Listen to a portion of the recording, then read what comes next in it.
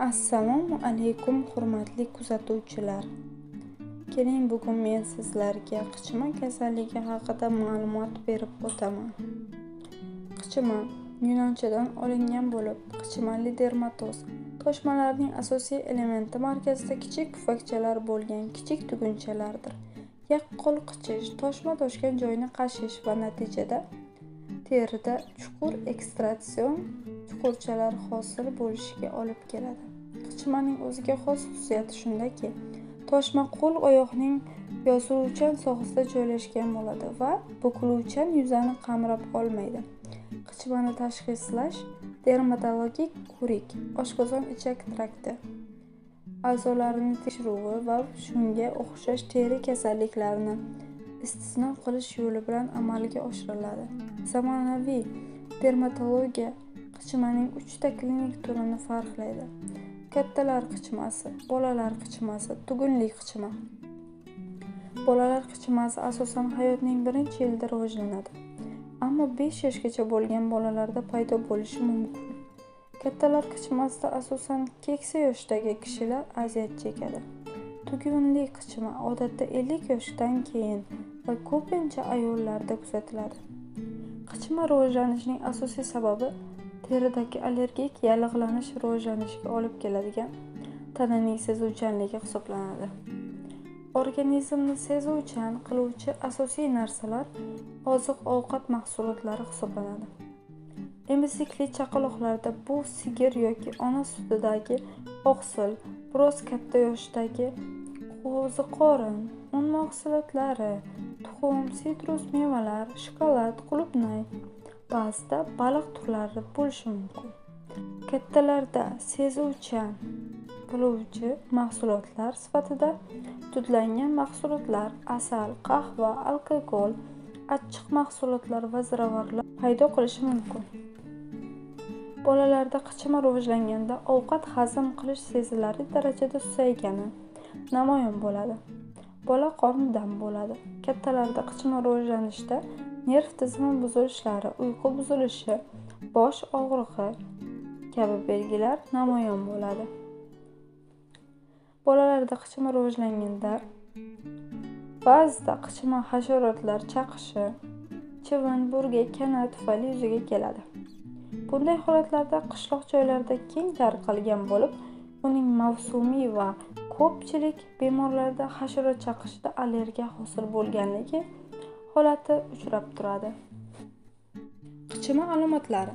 Bolalar qichimasi terida 3-5 mm keladigan tarqoq va ko'proq toshmalar toshishi bilan boshlanadi. Ularning yuzasida vaqt o'tib pufakchalar paydo bo'ladi. Pufakchalar yorilib, serroz qobiq bilan qoplangan eroziya hosil qiladi.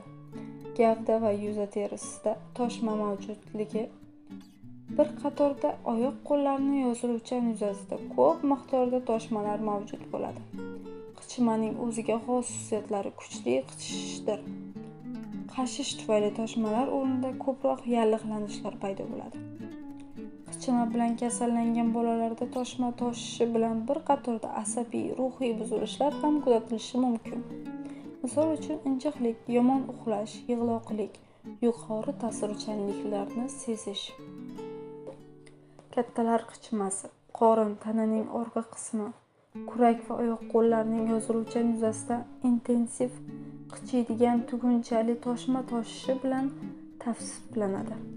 Yuz va oyoq-qo'llarning bukiluvchi yuzasi odatda teginilmaydi.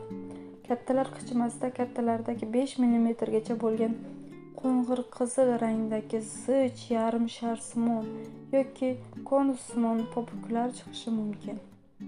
Shu bilan birga yoriq qizil rangda va o'ta kuchli qichishish bilan ajralib turadigan popuklar ham kuzatilishi mumkin. Kattalarda qichima o'tkir va surunkali kechimga ega bo'lishi mumkin. Surunkali shaklda terida kuzatiladigan alomatlarga asta-sekin nevrologik sindrom qo'shiladi. Uyqu buzilishi, ta'sirchanlik shular jumlasidandir. Tugunli qichima surunkali va uzoq davom etishi bilan birga ajralib turadi. Toshmalar yarim shar shaklida zich pufakchalar bilan namoyon bo'ladi. Ularning kattaligi 6 dan 15 mm gacha o'zgarib turadi. Tugunli qichimada toshmalar asosan oyoqlarning yoziluvchan yuzasida, terida, kamroq hollarda qo'l va gavdada joylashgan bo'ladi. Qichima elementlarini qashish pioderma va furunkulyoz rivojlanishiga olib kelishi mumkin. Qichimani davolash. Qichima kasalligini davolashda parhez muhim o'rin tutadi. Qichimada ratsionga qattiq, tvorog, sabzi sharbatini ertaroq kiritish kerak.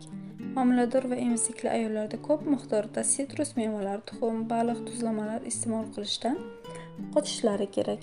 Ya'ni ushbu davrda iste'mol qilmay turishlari muhim o'rin tutadi.